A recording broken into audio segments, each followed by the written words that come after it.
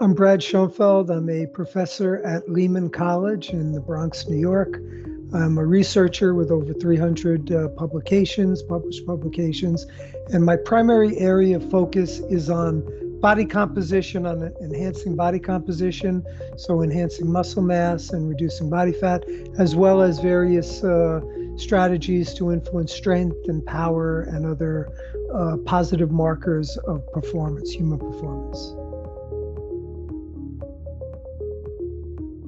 So if you're looking to start an exercise program and you've been sedentary for a long time, the most important thing is to be consistent and to start out slowly. One of the biggest mistakes is people try to make up for lost time in a very short period of time, and that ultimately leads to overdoing it, and usually it leads to demotivation. So you need to be consistent. You need to map out generally at least 2 to 3 days a week of structured exercise, and stick to that. And you don't have to do it for long.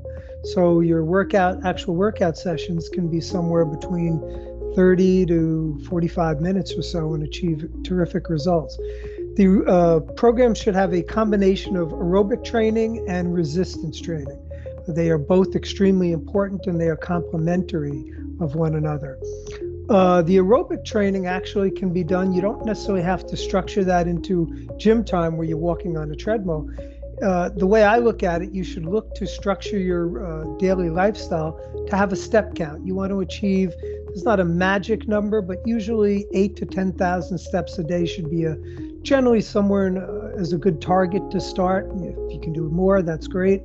But that can be accumulated over the course of a day in multiple ways. You could go out and take walks. If you have a dog, you can walk your dog. All of those count towards your step count, and those have aerobic benefits. So there really is not a need to specifically do treadmill work or stair climber work, unless there is perhaps a specific athletic need that you have. But for general health, really not necessary.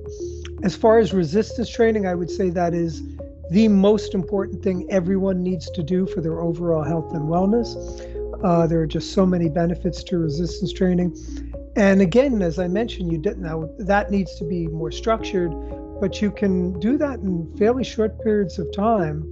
It doesn't need a large time commitment. So even a single set, one, even 2 sets per muscle group. So if you look at your total body, you pick one exercise for all the major muscle groups, and you do that 2 to 3 days a week, 1 to 2 sets. It's really not going to take you more than 30 to 45 minutes. You should look to choose a weight that generally will allow you to accomplish 8 to 12 repetitions. And this is really important. The last few repetitions of the sets need to be challenging. If you're able to easily complete those last few repetitions, you are not resistance training, you're just going through the motions. So the idea is that you have to push yourself to achieve a challenge to your body. So in my humble opinion, resistance training is the most important activity you can do for your overall health and wellness. It's not just for bodybuilders looking to pose on stage. And there's multiple benefits that it has. Now, first of all, as people age, after about the age of 30 to 35, you will start to lose about 1% or 0.5% of your muscle per year. That accelerates to over 1% when you reach about 50 to 60 years old, and accelerates even further thereafter, assuming you're sedentary. That can be almost completely obliterated, the reduction in muscle mass over time, by resistance training. Now, one of the real issues is that when you are losing muscle, as I just described, the loss of muscle happens in what are called type 2 muscle fibers. So very briefly, there are 2 types of fibers: type 1 fibers, which are endurance-oriented fibers, and type 2, which are strength-oriented fibers. This loss of muscle is predominant in these type 2 fibers. And the issue with that is people lose their fundamental ability to be independent as they get older. So if you lose your strength, you're not going to be able to open a bottle top or carry packages. And ultimately, a loss of independence is not only is it extremely demotivating to older individuals, but often it can result in your inability to live on your own.